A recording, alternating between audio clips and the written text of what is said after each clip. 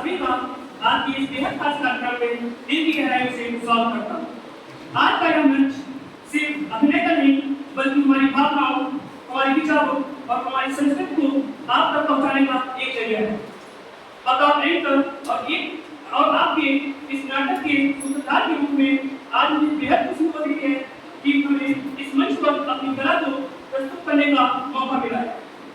आशा करता हूँ कि हमारा एक छोटा सा प्रयास आपके दिल को छू सकेगा और आपको बेहद पसंद आएगा। हमारे आज के इस नाटक की शुरुआत करने से पहले यह बेहद जरूरी है कि हम उस परम सुख का शुरुआत दें जो हमें स्वास्थ्य और आरोग्यता प्रदान करती है। तो आइए आज इस पावन मंच पर हम सब मिलकर भगवान धन्वंतरी की आराधना करें। इस पावन धन्वंतरी की वंदना की प्रस्तुति के लिए मैं पूरे आदर के साथ मंच पर आमंत्रित करना चाहूँगा संजू और सुखी।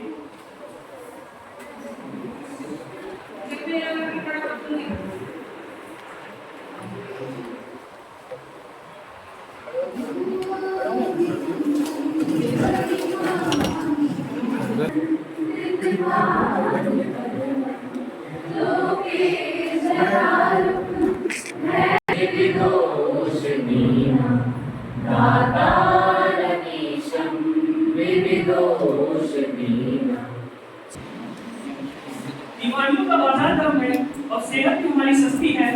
बीमारियों का बाजार गर्म है और सेहत भी हमारी सस्ती है।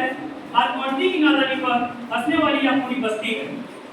करिए दिल थाम कर स्वागत, फोन पर मत करिए खटखट। करिए दिल थाम कर स्वागत, फोन पर मत करिए खटखट। शुरू होने जा रहा है नाटक गॉर्डन बंसीवाल पर। जी हाँ, आज हम आपके सामने लेकर आए हैं एक ऐसी कहानी जो हर घर की कहानी है। एक तरफ है आज का युवा मॉडर्न मोंटी और उसके मित्र बबलू और डब्लू। रात को देर से सोने वाले, सुबह 10 बजे उठने वाले और आंखों के नीचे डार्क सर्कल्स को अपना स्टाइलिश स्टेटमेंट मानने वाले।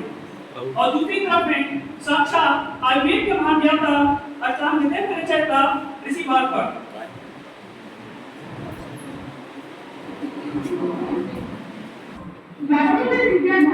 हमारी नाटक एक्सप्रेस कुछ ही क्षणों में मंच संख्या 1 से रवाना होने वाली है। कृपया अपनी अपनी सीटों पर विराजमान हो जाएं, मोबाइल फोन साइलेंट कर दें और इसे रोकने की कोशिश बिल्कुल न करें, क्योंकि अब शुरू होने जा रहा है हमारा शानदार नाटक मॉडर्न मोंटी और ऋषि भारकर।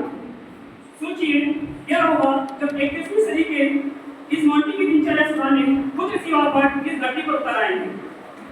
दिन काम पर बैठिए, शुरू करते हैं हमारा नाटक मॉडर्न मोंटी और ऋषि भारकर। शुरू करते हैं दृश्य 1, सुबह के 10 बजे मोंटी का कमरा।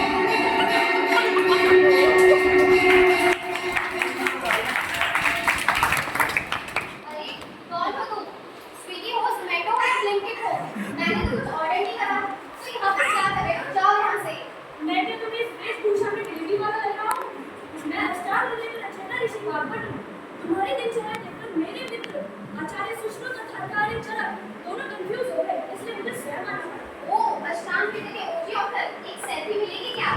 बिल्कुल।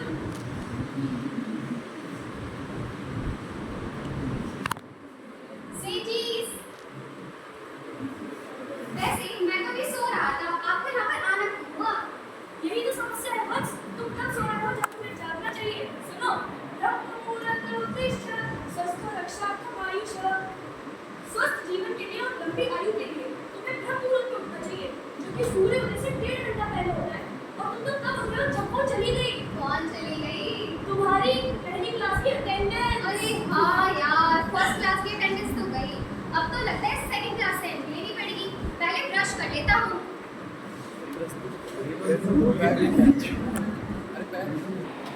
अरे ये क्या लगा रहे हो? यही तो है मेरा मिंट का चारकोल वाला टूथपेस्ट। है ना एकदम कड़क? ये कड़क नहीं है, ये तो रसायन का लेप है। तुम लोग चीनी जैसा मीठा पेस्ट लगाते हो, फिर शिकायत करते हो दांतों में कीड़े हो गए। ये लो, नीम की दातुन लगाओ। की दातुन 12 अंगुल की होनी चाहिए और इसका रस कैसा होना चाहिए? कषाय। कषाय कटु और तिक्त। लो नीम की दातुन करो इसे। नीम की दातुन छी, नीम की दातुन करूंगा तो सदर करेले जैसी हो जाएगी। वैसे मेरे सारे दोस्त करेले जैसे दिखते हैं, मुझे उनकी कैटेगरी में नहीं जाना। मुझे तो अपनी क्लास की प्यारी प्यारी लड़कियों से दोस्ती करनी है। और वैसे भी मुझे नीम की जरूरत नहीं। कभी हॉस्टल का खाना देखा है? एकदम करेले की तरह तड़का होता है। रहने दो, मत करो नीम की दातुन। करेले जैसी शक्ल तो तुम सबकी पीने टाइप बन ही जाती है। खैर, करवाहटी जीवन का सत्य है बस। ये बताओ जीवन में लेखन करते हो या नहीं? हे प्रभु, आप जीव लेखन की बात कर रहे हैं? यहाँ हमारे ऐना वाले सर वाइवा में पूरी क्लास साफ कर देते हैं। इसका मतलब तुम जीवन में लेखन भी नहीं करते। आंखों में क्या डालते हो? खाने करते ही कैसे होगा? आंखों में मुझे क्या जरूरत है आंखों में कुछ डालने की? मैं तो पूरे दिन आराम से सोता रहता हूँ। और वैसे भी रात में फोन की ब्लू लाइट तो पड़ ही जाती है और रात में इंस्टा की फीड एकदम मस्त आती है। आप लोगों को तो पता ही होगा। ये लो, 100 की रंजन लगाओ। सॉरी रंजन, काजल लगाऊंगा तो कोई उनकी सीरियल की बहू समझेगा। वैसे बहू से याद आया, क्या?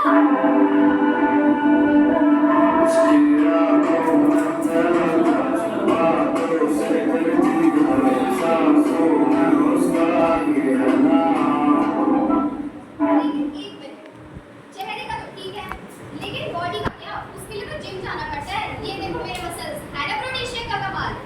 चलो ठीक है, अब मैं जिम जा रहा हूँ, आप रहने दो। जिम जाने से पहले तेल मालिश करी, अभ्यंग किया। तेल छी, तेल लगाऊंगा तो चिपचिपा हो जाऊंगा। कोई लड़की मेरे पास भी नहीं बैठेगी। कौन समझाए तुम्हारे जैसी जनरेशन को? करो जो करते हैं।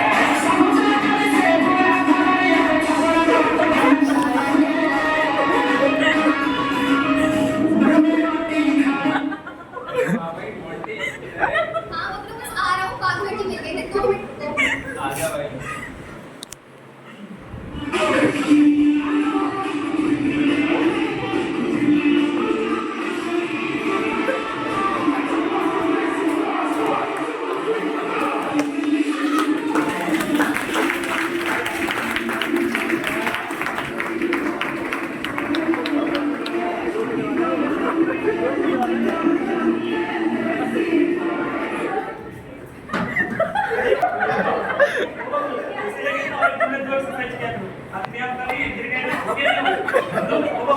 ये बाखटी कहाँ है आप?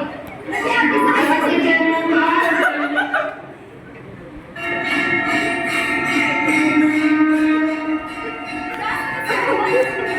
बाखटी, आप तो आयुर्वेद में आचार्य हैं। आपको तो पता ही होगा मेरे दोस्त को क्या हुआ और क्यों हुआ।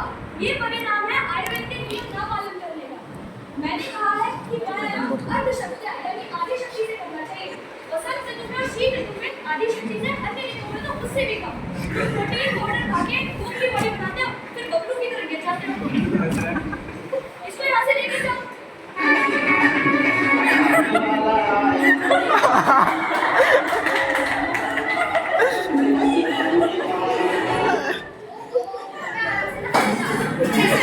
आज बहुत रात हो गया। लगता है आपको लंच वाली क्लास में अटेंड करनी पड़ेगी आपको वाली सर की। अब ये भी नहीं पता संडे को क्लास में एंट्री देंगे या नहीं। ऊपर से मेरे नोट्स भी कंप्लीट नहीं है। मैं पूछ रहा हूँ। अरे नहीं नहीं, तुम पूछने जाओगे, मैं फंस जाऊंगी, तुम बच जाओगे। चलो जो होगा देखा जाएगा। अरे फिर जल्दी कर रहे हो, पहले उपटन तो लगा लो। उपटन, ये लो उपटन।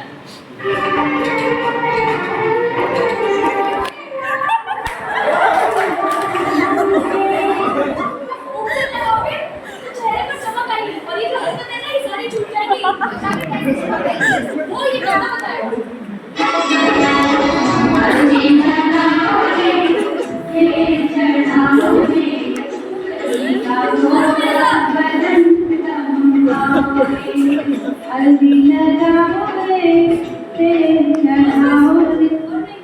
हाँ भाभी जी, आपको तो डांस करना भी आता है, मुझे भी सिखा दिया। आपने ऐसे कभी बताया नहीं।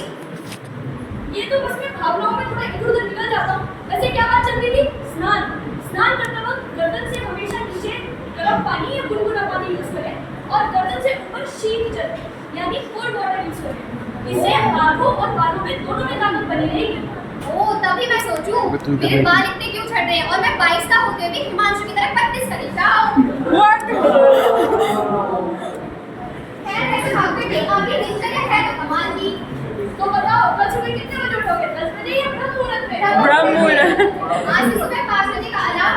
बाद में नींद की दादूर और गले में ठंडा पानी, सर पर ठंडा पानी, रील्स बाद में, खैर पहले।